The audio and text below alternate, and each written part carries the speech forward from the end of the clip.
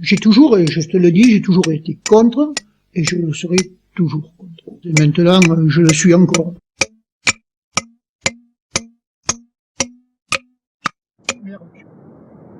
Comme les torrents qui grondent au fond des gorges du Carrou, dans le massif de l'Espinouse, Georges Fraissinet a creusé inlassablement son lit pendant 88 ans.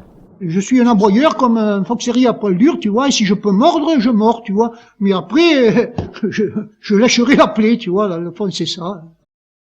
Un aventurier, un téméraire, un homme de sac et de corde, diront certains. Mais avant tout, un fonceur. International de rugby, puis pilote automobile, il a délaissé la vigne et le garage pour se consacrer à sa plus grande passion, l'escalade.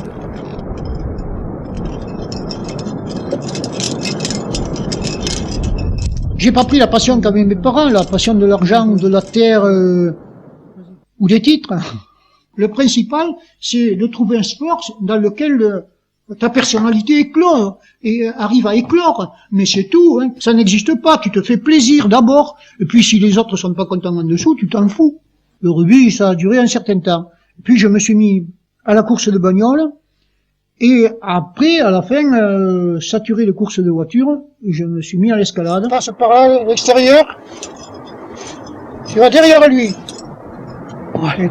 Tu t'assieds, tu fais tes anneaux, et tu bouges plus. J'avais le désir d'être guide, mais j'étais fils unique dans une famille de haute bourgeoisie où j'avais le matin la femme de chambre qui me réveillait à 7 heures et où le chauffeur me portait à l'école à 8 heures. Mes parents ont trouvé qu'un fils unique, c'était un peu non seulement la dérision, mais le déshonneur d'être guide. Guide étant donné que pour eux, c'était un type qui travaillait pour d'autres et qui dans le fond les remorquait. Et remorquer quelqu'un dans la vie, pour eux, c'était quelque chose de déshonorant. Surtout qu'ils croyaient que moi, j'étais un valet à cirer les bottes de mon client. Mais sur l'arête de nouveau, il y a une prise pour le pied. Donc, mon père et ma mère m'ont interdit d'être guide. Et m'ont toléré que je fasse de la montagne, mais vraiment, il y avait beaucoup de réticences et il a fallu que je m'accroche beaucoup pour continuer à grimper parce que pour eux, toutes les fois, quand je rentrais, je partais en week-end, j'avais une rentrée ça durait 2 jours d'emmerdement, quoi, de remontrances. Et remarque que ces remontrances, ça m'allait toujours, puisque dans le fond, étant donné que j'étais braqué contre mes parents, du fait qu'ils m'engueulaient, moi je gueulais encore plus fort, donc ça me plaisait, c'est une histoire de bataille, dans le fond, tout le départ de mon histoire.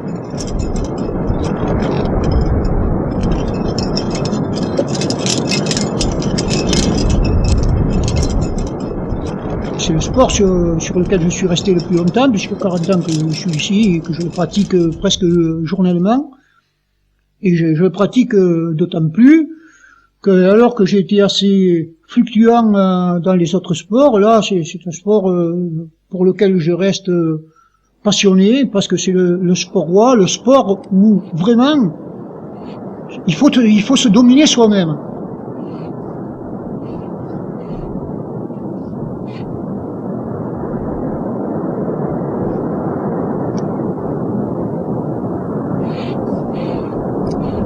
Mais tu vas bien, tu as traversé trop. Voilà, toujours la crainte du vide. Faut pas craindre le vide, Boris. Oui, tu aurais dû traverser, c'est plus facile, plus bas. Non, c'est la peur du vide. Le risque en escalade, ça correspond en général à la beauté, si on peut s'exprimer ainsi. Parce que la beauté dans l'escalade, c'est le risque. Si tu n'as pas de risque, il n'y a rien de beau. Hein.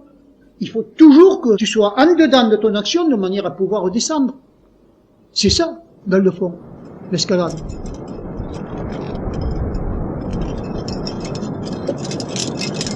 Tu vois, on a fait tout le nécessaire pour que ce ne soit pas embrouillé, cette saleté. C'est encore embrouillé. Encore embrouillé. Bon, mais là, je dois en avoir assez pour arriver en haut. Et toi, quand tu l'assureras, tu vas chier et tu mets sa corde dans le mousqueton. Dans le mousqueton, ouais. D'accord. Bon, alors là, tu vois, de nouveau, il y a un départ. Faut regarder comment on se démerde. Et tu montes plus haut, toi? Moi, je vais monter à l'étage au-dessus pour assurer tout le monde.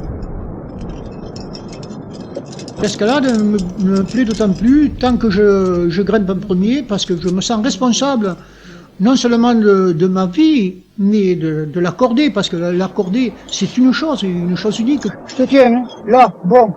Tu es à peu près bien? Non, mais moi je te tiens là. Musclé. Là, tu es bien? Il faut faire sauter la corde. Tiens-toi là. Allez, c'est bon là. C'est sauté. Oh, ouais, tu peux y aller là. Et là, tu t'en vas vers la corde, tu vois.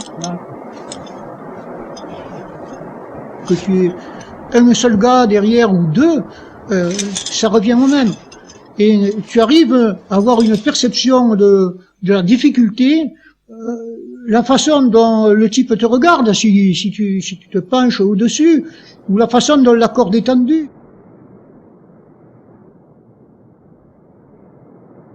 Toujours en crue, débordant de révolte mais aussi de tendresse, excessif et provocateur, Georges Freycinet est resté avant tout attaché à son pays, terre de contraste à laquelle il ressemblait tant. L'arrière-pays, c'est le pays du côté de mon père, ce pays-ci, et pour moi, il est extrêmement intéressant parce qu'il est beaucoup plus sauvage. Les gars, étant donné que la terre est plus difficile et les nourrit plus difficilement, ce sont des types plus durs. Et avec mon tempérament précisément de dire non à tout le monde, ce sont des types qui me plaisent davantage que les gars du pays d'en bas où tu arrives, tu déconnes pendant toute une journée tranquillement, tandis que ici c'est pas pareil. Les gars, ils te jugent d'après le boulot que tu fais.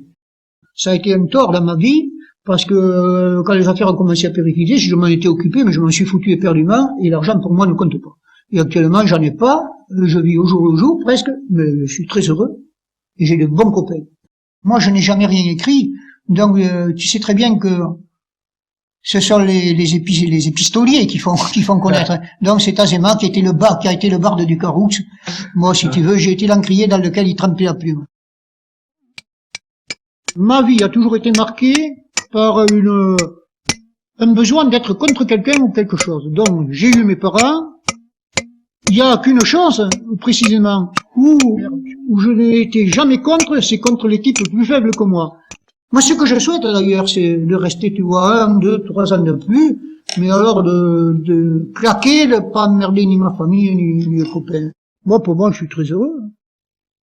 Et puis je m'en fous, je crèverai à l'hôpital, et puis je raconterai des histoires, c'est pareil, même, ils ne comprendront pas, mais après, ça fait rien, hein. Je serai avec des tordus qui seront plus âgés. Pas plus âgés que moi, mais plus vétustes. Et le Caroux, c'est quoi pour toi? Actuellement, c'est mon passé, mon présent et mon avenir, c'est tout.